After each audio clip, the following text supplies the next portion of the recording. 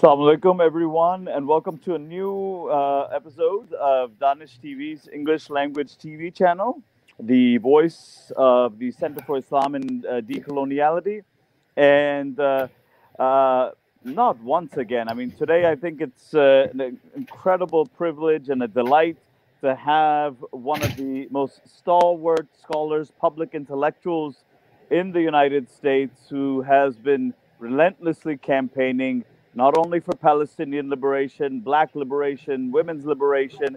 Her commitment to these things in a very difficult and hostile environment has just she's really been a role model for many, many of us that have also been in the solidarity movement, whether in the United States or throughout the world. And so I want to welcome Dr. Rabab Abdulhadi to the show. Thank you. Thank you so much for having me. Assalamu alaikum. I think it's evening in Pakistan, so good evening to everybody. Walaikum salam. Thank you. Thank you so much for being here. And we are so excited to get this precious little time from you. But as I had mentioned also in the poster, I mean, right now we are undergoing in Palestine right now the ongoing Zionist terror campaign. Of course, you have undergone a Zionist attacks on you yourself, as others as well, within the United States, in order to even speak on the question of Palestine and Palestinian liberation. For a very long time. So I want to connect these two. I think that would be very good for our audience here in Pakistan to understand what have been the pressures that have been placed on those of us that have been involved in international solidarity with the Palestinians. And I think that your own experience speaks to it so powerfully. That's why I wanted you to be on the show. So, but before that, very quickly, Professor Rabab, you are associated with a program at San Francisco State University known as AMED, which I am a great admirer and fan of. So I did want you to speak a little bit about that. Okay, so how about if I actually maybe start from what we say the center, go to the source, as Amilcar Cabral says, return to the source. Yes. So let's return to the source and talk about actually what's going on in Palestine and why is it that there is continued silencing of me, of shutting down the program on academic freedom. Why is that going on?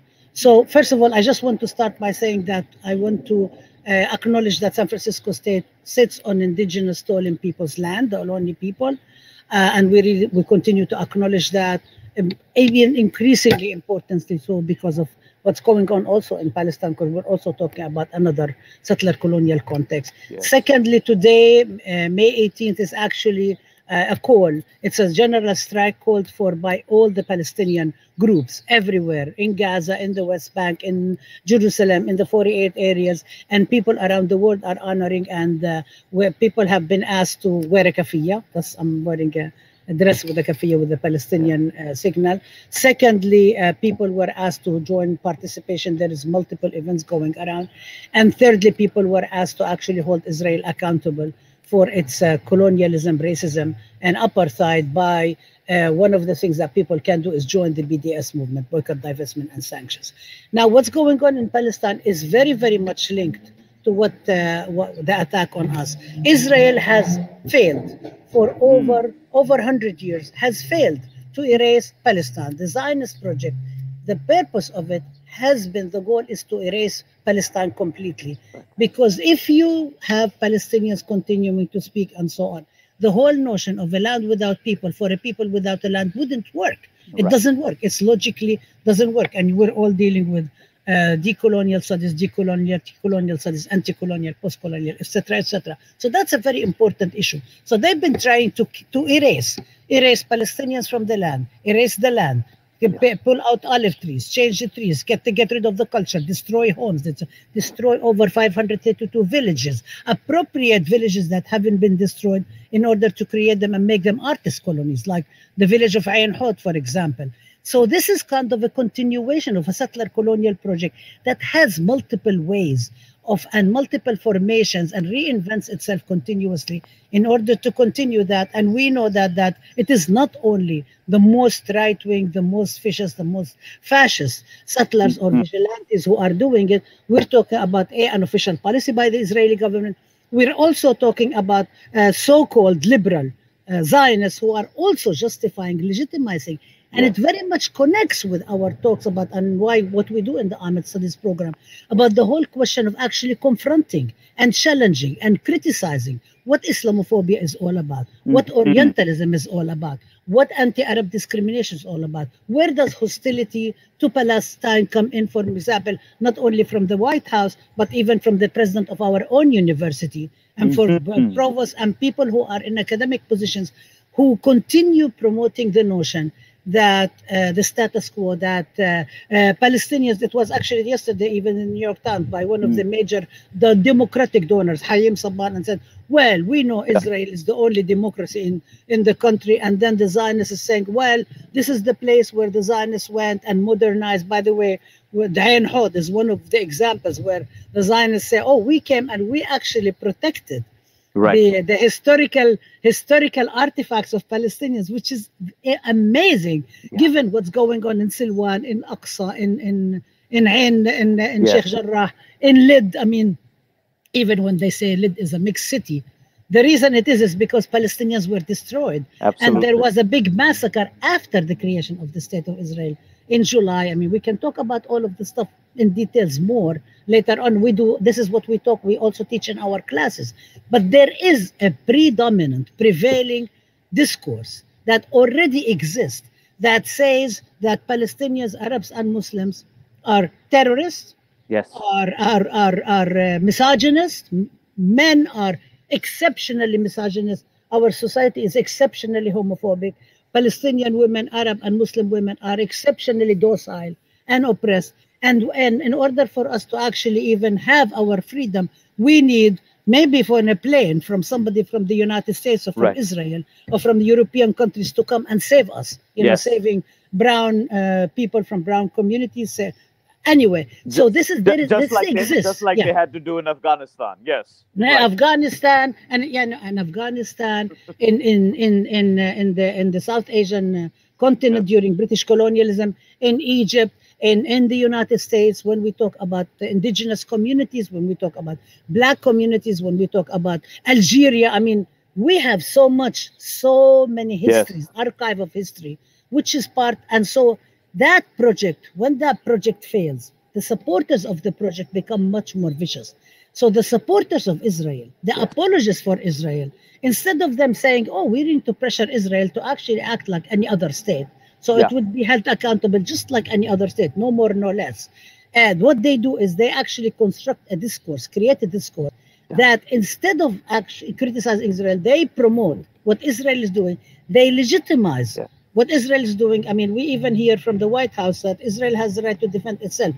What does this mean? Nothing but a code name to kill more Palestinians, to destroy more Palestinians, to legitimize the bombing of buildings of civilians, to legitimize the killing of 12 Palestinian families, completely were erased. Not a single member is left in Gaza. To legitimize what's going on in Sheikh Jarrah, where the Israeli government says, oh, it's nothing but a private real estate deal, which just to bring it closer to what we're talking about, the president of my own university, when Zoom, a private tech company, shut us down and censored our webinar and actually exercised veto over our own curriculum, our university president said, well, I understand what Zoom did because it is a private company. It has its own terms of service, which is very interesting because now you're talking about a company that's providing service to maybe over 400,000 users because of the pandemic. Because of the pandemic, all our classes were online.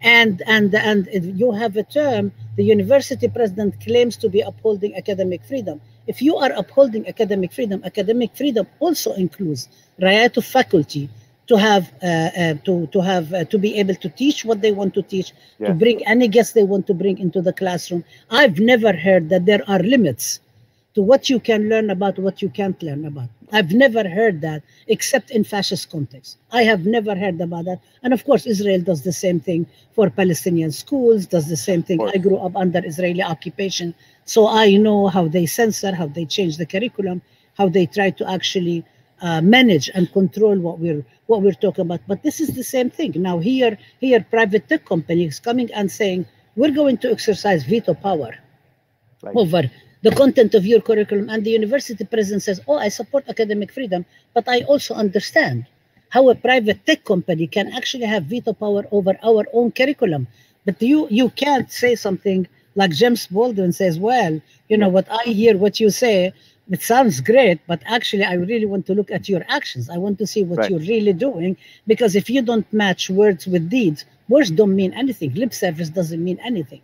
So we have a combination of Israel failing to erase Palestine, Palestinian presence, Palestinian resistance, Palestinian people, trying to silence them from actually saying what we want: freedom, dignity, peace, justice, return. I mean, this is something that anybody wants. That it is a very reasonable basic demands that any people want. And so its apologists try in the United States, especially in the United States, in order for them to crush the people who are speaking about, who are exercising, who are explaining what's going on, who are critically providing material to their students, in order to silence and shut down any possibilities for discussions, any possibilities for critical engagement. And this is why we see a very, very strong battle to shut down anything. I mean, the right wing has actually, and I'm talking about the right wing, I'm talking about Zionists, I'm talking about Christian Zionists, I'm talking about white supremacists. They have been actually waging a frantic campaign in order to reverse the gains that people have made in the United States in the 60s to be able to decolonize the curriculum, which relates a lot to what you're doing, to be able to open the university to the community, to be able to engage. And we know that knowledge does not only come from books, definitely does not come from Eurocentric knowledge that's actually intends to silence us and to actually make us submissive, docile, and surrender and be defeatist, right? So we want to be able to engage with the colonial, with the indigenous wisdom, with the wisdom of our elders from the community, bring them with the students. Students are thirsty, are hungry to learn about that. And so they would like to shut that down, because for the mind is a very important thing. And in the late 60s, especially, I'm very proud to say, at San Francisco State, we had the longest student strike in the history of the United States, led by the Black Student Union Third World Liberation Front. And they demanded the decolonizing of the curriculum. They demanded opening the university to the community. They demanded a partnership, real partnership. And part of it, you and I are scholars, we know. I mean, the problem... So, but this was well before the current wave, way before, and it was always to hold the scholarship accountable, because we do know, historically, social sciences, knowledge sciences, and so on, especially since the age of European colonialism, has gone hand in hand to legitimize European colonization, to legitimize the pillage, to legitimize the so-called quote-unquote discovery, which wasn't really a discovery, the colonization of the Americas in 1492, which also, as you know, incidentally happened exactly at the same time that there was the expulsion and inquisition and oppression of Muslims and Jews in the Iberian Peninsula by kings who misunderstood and misused what Christianity is all about. I know, you know, Palestine is the land of Jesus, of course, right? The Holy Land as well, not only for Muslims and Jews, but also for Christians and for everybody else. And then they basically suppress, and then they try to use religion to say God told us, which is very similar to the story of what Israel and the Zionist movement. God told us. And when we say you're misusing what God said, you're misusing the holy books. And the way we can counter that, one of the major ways, at least you and me and others of our colleagues in the academy, by educating about it, by raising questions, by understanding what does history mean? How do we think about decolonizing the curriculum? What are the issues that students want to learn? They really want to learn. And this is also fast forward from the 60s to now, when there is a very vicious campaign in California and elsewhere, but in California really nasty, against the ethnic model studies curriculum, that actually the proposal from educators, from 12 educators, said that Palestine should be part of it. So the Zionist movement, along with their white supremacist right-wing allies, and along with the neoliberal establishment of the university, including my own university, basically said, oh, this is anti-Semitic. And we said, what's anti-Semitic about actually studying about 1492? What's anti-Semitic about saying that not all Jews support Zionism? What's anti-Semitic about saying there is diversity in Jewish experiences? There isn't just one Jewish experience. And we know that in Palestine and elsewhere. What's anti-Semitic about actually having people speak up for themselves and educate and talk about Palestine? There is nothing anti-Semitic about it. There is nothing anti-Semitic about it. It is all a process in order to silence. So that attacks against me, attacks against the Ahmed Studies program are, I would say, have two, let's just say two main features. One is that because I speak, because I refuse to just confine myself, be shackled only in my cubicle, and just produce knowledge that nobody may even want to read or interested in, but I really want to produce knowledge for justice. I want to produce knowledge for the people.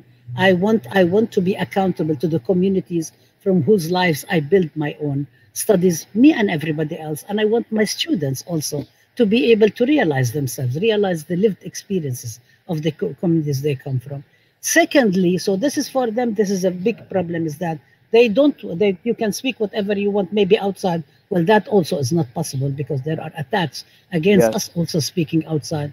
But also, they want to shut down the program. And so this has been, for us, it has been many years. I've been building the program since 2014. I was actually specifically recruited from the University of Michigan, Dearborn, where I was directing the Center for Arab American Studies for over a year and a half. But San Francisco State said, come and build the 5th department in the College of Ethnic Studies. I said, okay. And they said, we have 12 faculty members. I said, okay, but I need a critical mass. I said, at least I wanted 3 other professors. They gave me 2. So we were 3. We were supposed to start. But then every time there is, again, as I said at the beginning, very much connected to Palestine, number one, and silencing Palestine. Secondly, is very much connected to the institutionalization of the program. So every single time there is an attack on Palestine, so in 2008, 2009, there was a big war on Gaza by Israel. And we were about to begin the searches for our faculty members in Muslim ethnicities and Arab diasporas.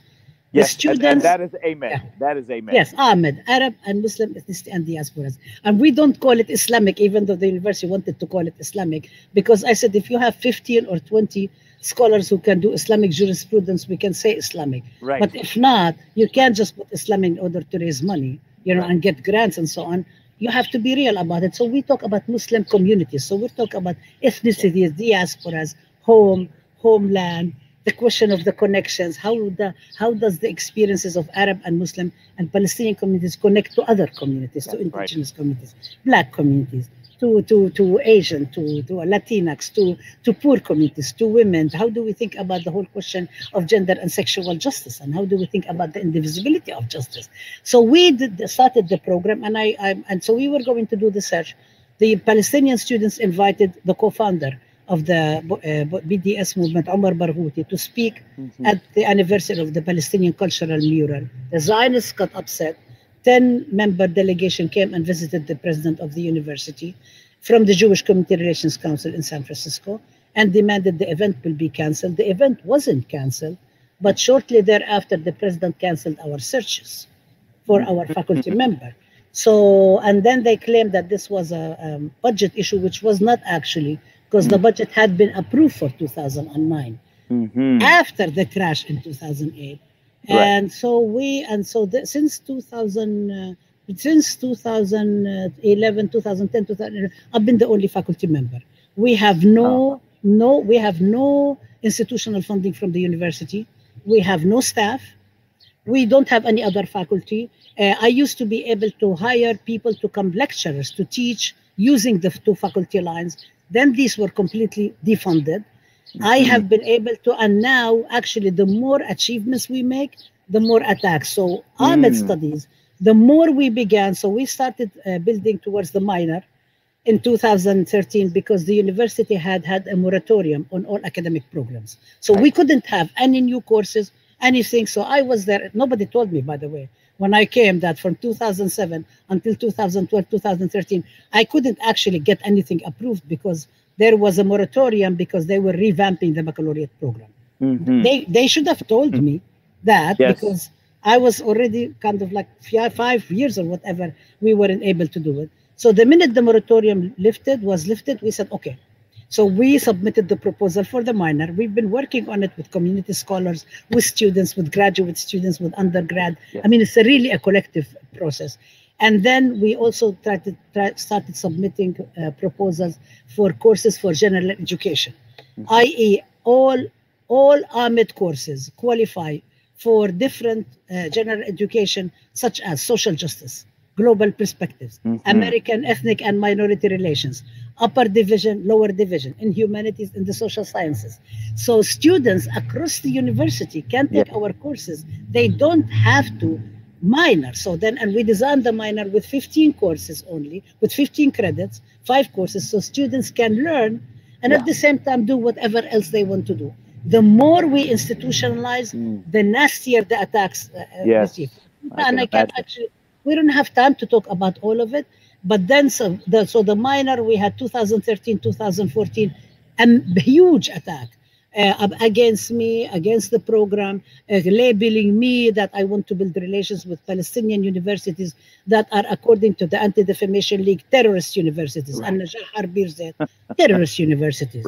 They said that I misused university funds because I went with my colleagues to visit Palestine in 2014. And actually, that was the first trip. We went and visited the family of Sheikh Jarrah, in the family of Al-Kurd family, Nabil, the family whose now grandchild, Muhammad, is one of the main organizers. Amazing, talented poet. So they said that this is not something we should be learning about. I'm misusing university funds. Mind you that all the investigation, that they were already done before, but the university did more investigations. And I came out of all of it squeaky clean. Clean. And then they did 5-year audit of all my travel to Palestine.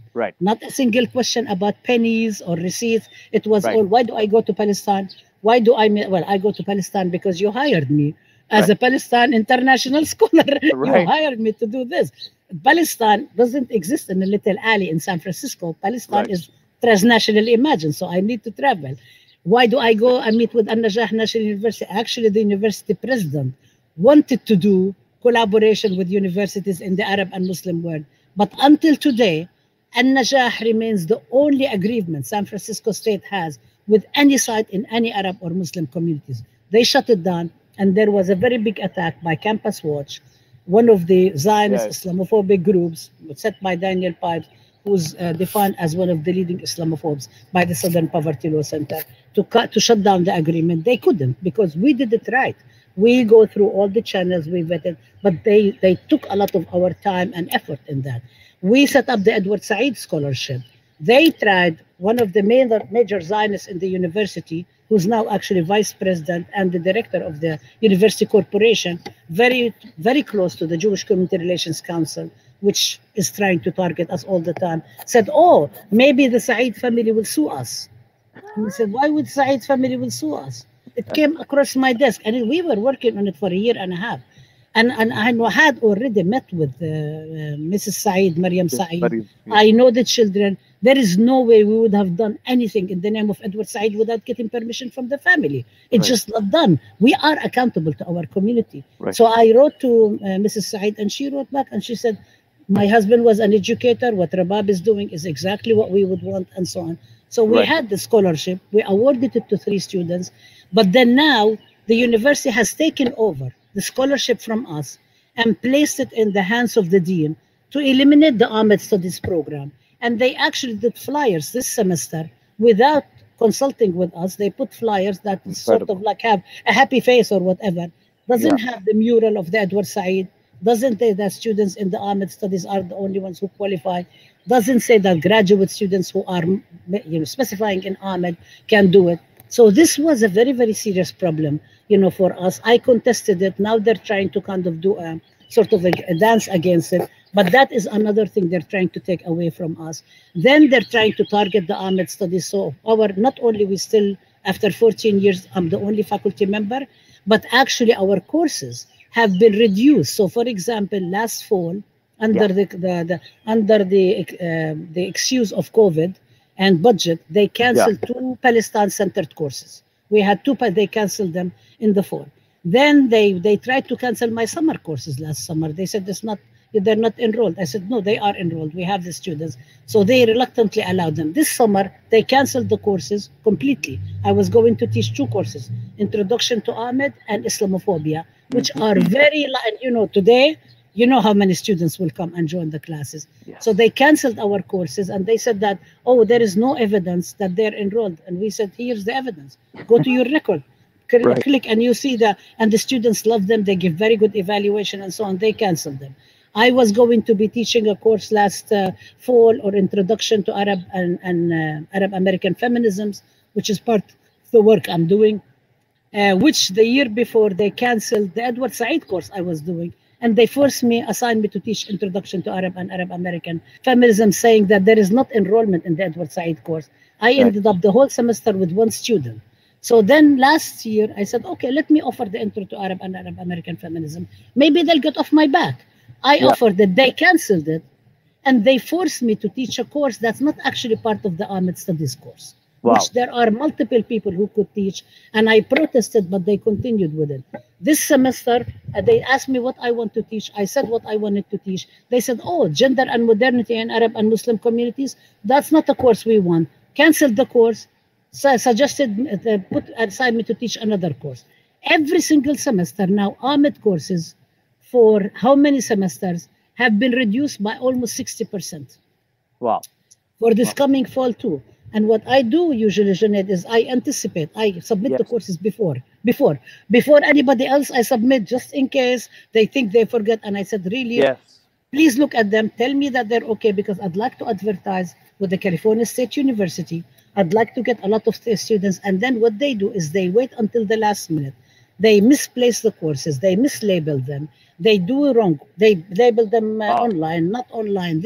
So by the time the semester comes, the students don't really know if they want to. If I were a student, if you were a student, you would say, okay, I'm not going to sign up for this course because I am not sure, if I'm on financial aid, whether the course is going to go through. So it's continuous attack where there is a collaboration between the Israel lobby, establishment, right-wingers, by the way, Christian Zionists, Christians United for Israel, the Doug Lamborn, the right-wing congressman from Colorado, who actually said that we need to be investigated by Department of Education, Treasury, because we are terrorist supporters or whatever, and so on. And by the way, his staff is actually suing him for causing them to have to get COVID because he refused to institute safety in there. But in any case, and then they collaborate with the university administration. So the university president not only refuses to fund, and the university now has like a slush of $1.5 billion. The California gave them, the governor of California gave them more money. So there is no budget cuts whatsoever. But the only thing that it applies to us. Today I found out that there is all these courses that are being offered on climate change and this and that, anything but Ahmed. Anything but Ahmed. So it's kind of like consistent attack by the Zionists, by the right-wingers and the white supremacists, and the neoliberal agenda of the university, where it's being run like a corporation, and the chairs and the deans are actually taking the side of the university, probably because they feel that they will be able to get some rewards. They feel that maybe, because, with me, the university used to use the carrot with the stick, kind of like try to offer me things, and I'm saying, sorry, I'm not going to change. These things are really important to me. What we've accomplished is really important. Our open classrooms were very important to me, and so on. So they stopped using the carrot, and now they're using the stick. So that's right. My sabbatical was denied. I applied for a sabbatical. It was denied. I applied for something called difference in pay leave.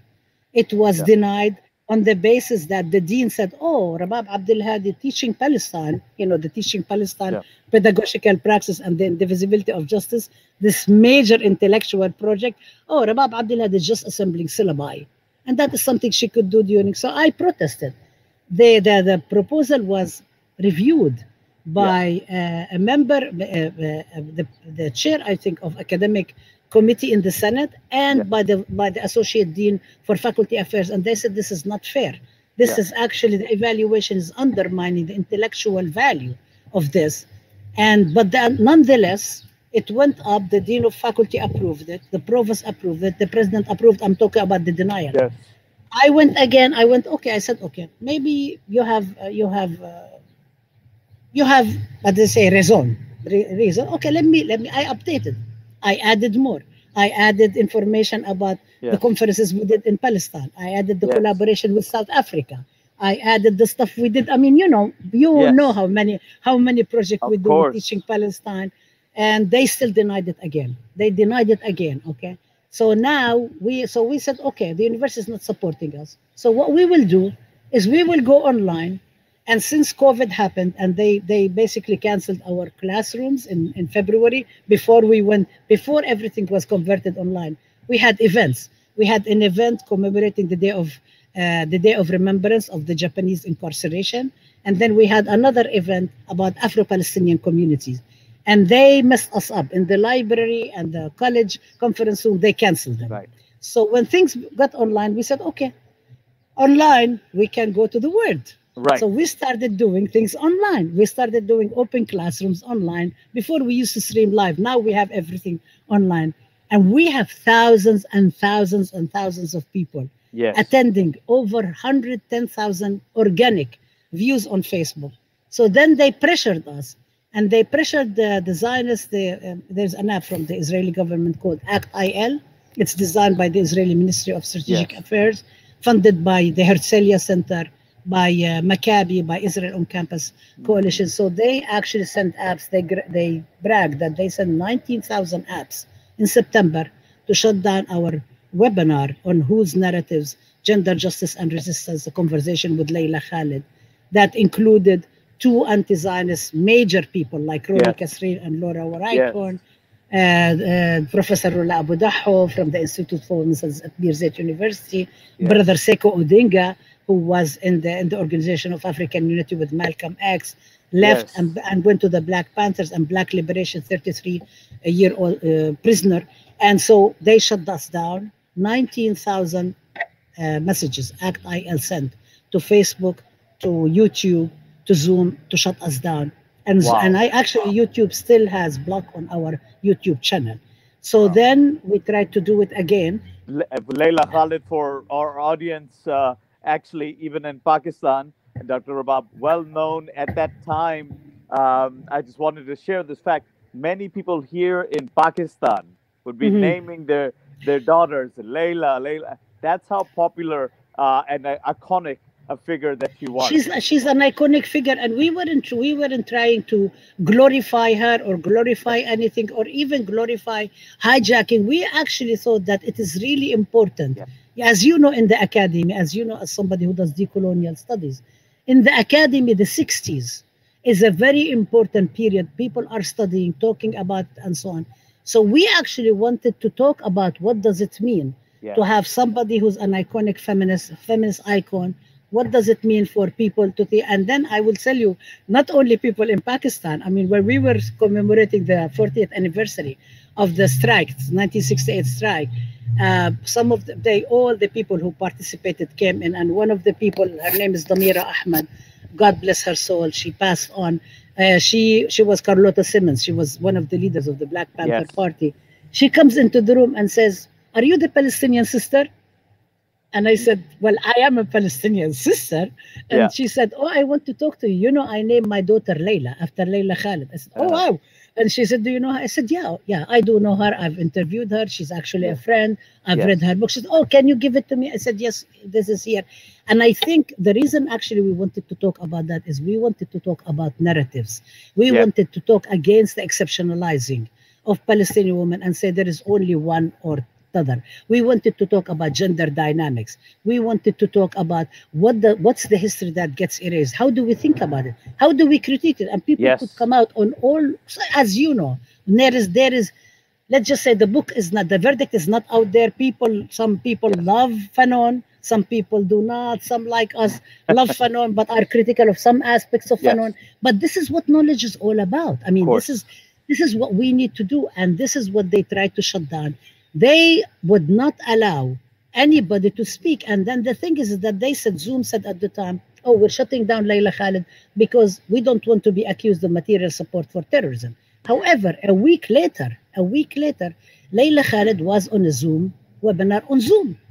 Yeah. And so when I called Layla Khalid, I said, by the way, did you issue any statements between September 23rd when we shut down and the Zoom when you spoke? And she said, she started laughing. She said, no, I didn't. But we know tellingly is that Brooke Goldstein, who's the executive director of the Lawfare Project, that actually sued me and the university for 18 months and failed miserably because the judge dismissed their lawsuit with prejudice and said in his ruling that just because Rabab Abdulhadi is anti-Zionist and supports Palestinian resistance does not make her anti-Semitic. Anyway, Brooke Goldstein said in an interview on NPR, she said, oh, they can speak whatever where they want, but they cannot make it as part of a legitimate academic program. And this is the crux of the matter. Yes. Brother Junaid. This is the crux of the matter, is that they want to keep this out of the classrooms. They want to keep this out of the intellectual project. They want to be able to destroy the Ahmed Studies program. And they are trying to intimidate me, smear me, send death threats, affect me in my pocket by even denying me teaching in the summer, not providing me with support and so on and so forth, in order for them to shut down this program, because this program is proud. This program says we are here for the justice and knowledge production. And this program was vetted and approved. It's actually an official academic program that was supposed to become the 5th department. So now they want to just reduce it. And the dean says, oh, it's just an initiative. I mean, seriously, you guys recruited me and brought me in order to build the 5th department. I would have never left my job and hung up, not for it. And now what they're trying to do is they're trying to make my life so hellish. So I would just resist, surrender and say, I said, no, I came here to do a job. You have received the memo, or maybe you have some kind of a design that you don't want to allow Palestine to speak. You don't want us to teach about Palestine, Arab and Muslim communities. You don't want us to teach about Islamophobia. You don't want people from the community to teach people in the community, just like the 68 strike wanted. We're not with that. Myself, my students who are really amazing, and we graduate the best students who go on and have the best careers, the undergraduate students, student groups like the General Union of Palestine Students, Muslim Student Association, Muslim Women Student Association. They are doing an amazing job, and our community is saying no.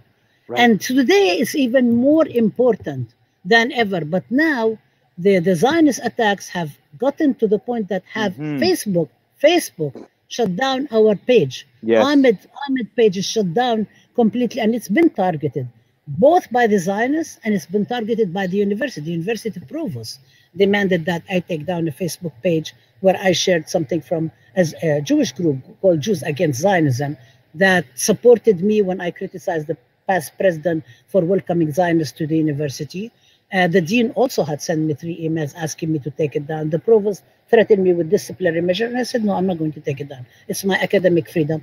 So now Facebook came and shut down the Facebook page, and this is what the Zionists wanted, and this is what the university wanted. So we actually don't even have an avenue. We were going to do the classes anyway. You said that you're not going to allow us to do the summer courses. We're going to offer them anyway. And now we even decided we wanted to offer a course on Palestine because it's really, really important. We don't have avenues. This is the problem, is that they're shutting down. And this is why, like talking with you and being on this program with you, it's so important because it allows us to get our message out. It allows people to hear about what is it? What's the content of the program that they're trying to shut down? Why is it that they're trying to shut us down? Why is it that they're trying to silence us? Between the neoliberals at the university, who are running it as a corporation, between their Zionist allies, and between the right wingers and the white supremacists. They're all trying to shut down this program. But we say this is the program for the people. We will continue. Right. We're not going to be silenced. That's right. And I think that coming back from where you began, the Zionists have failed to erase the Palestinians, and they've also failed to erase the Palestinian narrative despite the most vicious attempts, the direct terror to Palestinians themselves in the occupied territories, as well as the vicious attacks that you've described. But despite all of these efforts, and despite the incredible power they've wielded, as you have correctly noted, the nexus within the United States of the Israeli lobby, white supremacists, Christian Zionism, the neoliberal elites, all of these attacks coming from all of these spaces and converging with the deep Islamophobia right now Exactly. in regard to Palestine, as well as to other issues like Kashmir and so on. It's been incredible how individuals like yourself, I don't want to just make it, but Dr. Rabab, I mean, people like to think that California, San Francisco, this is the liberal heartland. Everything can be said here, and it's no problem. And other places in the deep south or in the Midwest, it'll be so difficult. But here it should be easy. But as your experience has demonstrated, certainly it is not easy against these powers that are trying to shut down and police this speech. But so far, people like you have resisted relentlessly and not allowed them to do so. Dr. Rabab, I really apologize, but so that people can get your message and not just stop after 10 minutes, I do need to end the show here. But I do want to express my profound gratitude, Dr. Rabab. Thank you for having me. Thank you for having me, and thank you for allowing me to get my message out and have people hear and engage with it. Thank you so much, Dr. Rabab. Take care. Assalamu alaikum. Alaikum salam.